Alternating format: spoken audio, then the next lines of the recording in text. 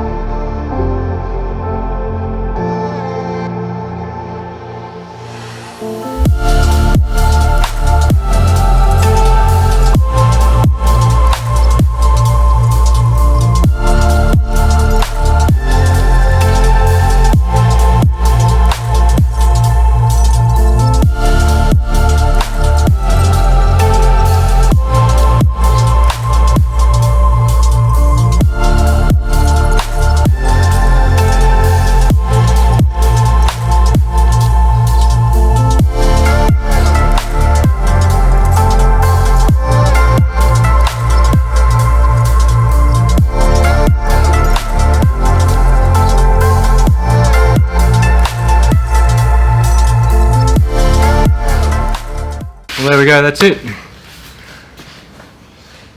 This is the next project. So, the most frequent thing I get asked a lot is, what should I buy to turbo my ecotec V6? What parts should I get? What turbo should I get?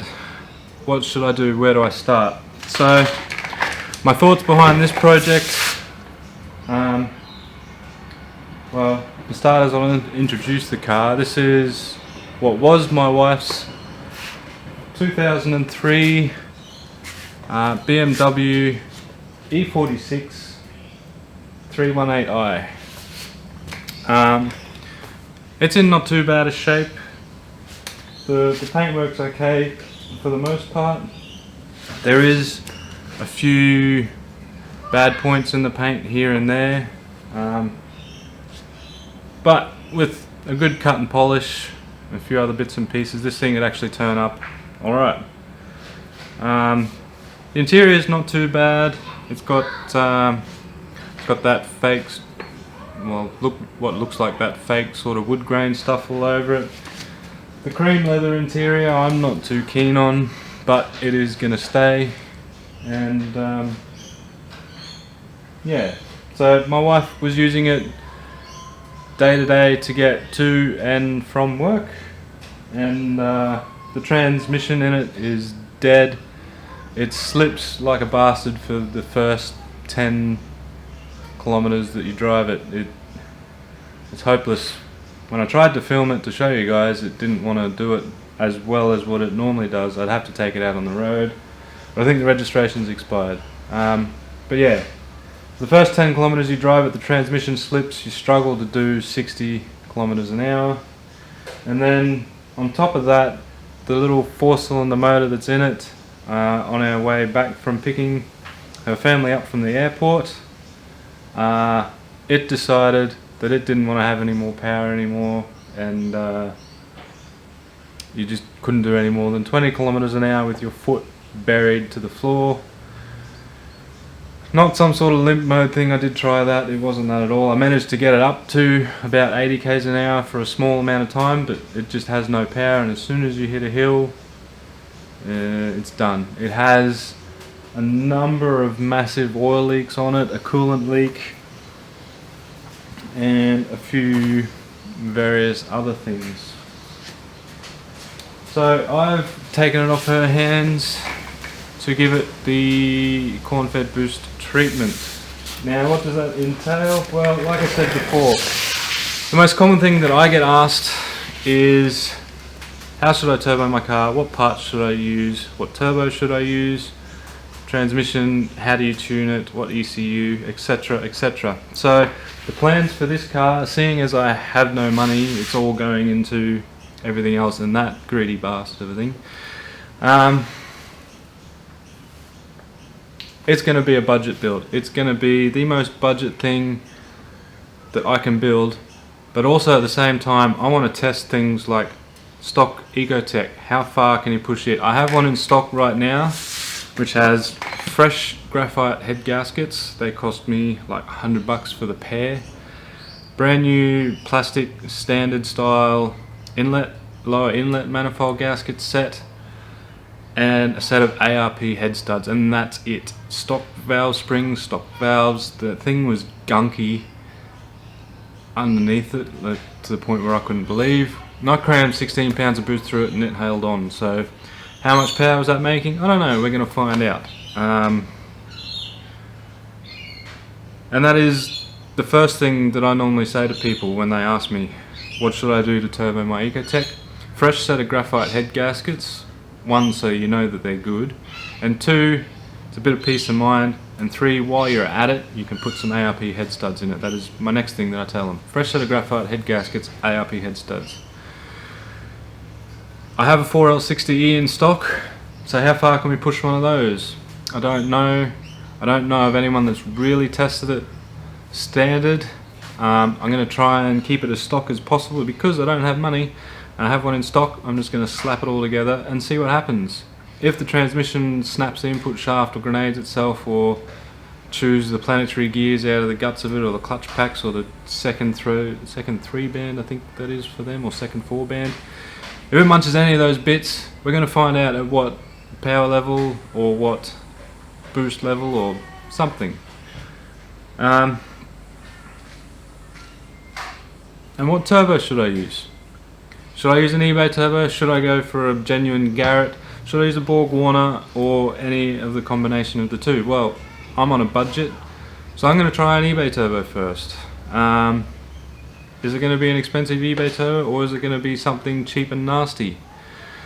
I'm not sure yet. I haven't quite decided on which one I want to go for. I have a few in mind, and when it comes time to buy the turbo, I'll show you a bit more detail. This whole thing is going to end up going into a lot more detail than what I am now, but I just want to give you an overview of what my plans are for this car.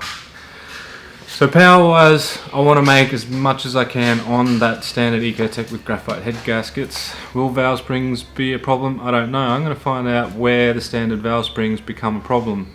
I've already crammed 16 pounds of boost through one. Can it take 18? Can it take 20? Where is the limit of that valve train? Should I put a cam in it? Again, I'm going to find out. What power will the bottom end hold? I want to find out. So, all this said and done, hopefully we should be able to make what I think is a pretty cool little budget turbo car. I'm going to drag race it. I'm not going to drift it, it's going to be auto. I have a drift car build in the future that I want to do. I still have that car there that I need to move. It's not going to come here just yet until I'm ready to make a start on it. And this is going to get sold. Once it's ecotec converted, turbocharged, re-registered, it's going to be sold. So it'll be engineered for the engine and transmission, and then mod plated for all the modifications that are done to it, registered and sent out the door. Hopefully one of you guys might like to buy it. I am going to be personally signing it somewhere, either on the fake wood or somewhere in the engine compartment, either somewhere that will stay with the car or that you can remove should you decide you want to sell it again afterwards.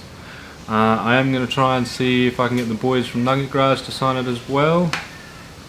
Hopefully they'll be down on that, and hopefully we'll be able to smash Kevin in it too. That's another goal I'd like to do. Barry, I'm not so sure. Barry needs to calm down a little bit. He's getting a bit wild. But yeah, that's basically it. I'm going to be building a set of my most basic turbo manifolds for it. They're going to be the ones that, one of the sets, they're the entry level set that's going to be on my website for sale. It'll be using a standard driver's side manifold with a crossover to a passenger side manifold I'll be making. Yeah, that's about it. I'm keen to get a start on it. I'm going to try and make a start on it sometime either this weekend or early next week, as I don't have the engine here. I don't have my engine stand or hoist or air compressors. So my plan is on the weekend, if I can get away with it with this curfew or corona ban that's going on, if I can get to Mum's, pick up all the stuff that I need, engines, transmission, torque converters if I have one, engine hoist, all that sort of gear, bring it here, then we'll get stuck in on part one, which is going to be removing this old clapped out drivetrain, engine, transmission. Hopefully I'll get time to mock up the engine and transmission into the car. And yeah, that's basically going to be it. So I hope you guys are excited for this build. I really am. I want to try and push the limits of this thing and find out what's going to break and where, so then you guys will be able to watch these videos and go and buy all the stuff to suit your builds and your levels that you want to have them. I'm going to be using a standard VR auto ECU. That is the easiest way to tune one of these things that I have found. It's the easiest way to convert it to a map sensor, and it will still control a 4L60E. So that's what I'm going to be using. And yeah, unless someone wants to sponsor me a standalone, but I want to do a budget first, because standalone is not budget. So yeah, keep an eye out for the next video to come. We get stuck into this thing. Ethel, still have big plans for her. I also have the build breakdown I need to do. I'd like to try and do that somewhere in between that and that.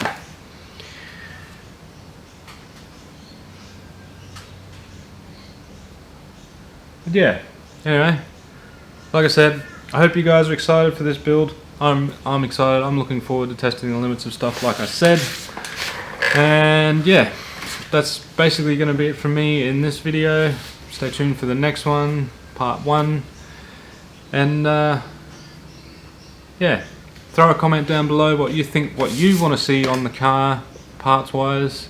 If I can fit it into the budget and I think it's budget build enough, I will cram it in there.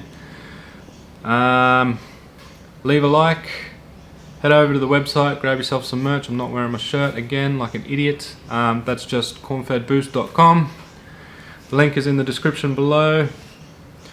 And quickly before I go, why I'm not using just about any other sort of engine, LS, 1JRB or 1U, you name it, is the cost. 1Js are bloody expensive, 2Js are extremely expensive, LSs are expensive for what they are, 1UZs are expensive as well. I have an ecotec in stock and all the bits and pieces, and they're cheap. When you can find them, you can find them dirt cheap, and they can still make good power comparable to those, not quite as good as some of them. But anyway, I'm rambling again.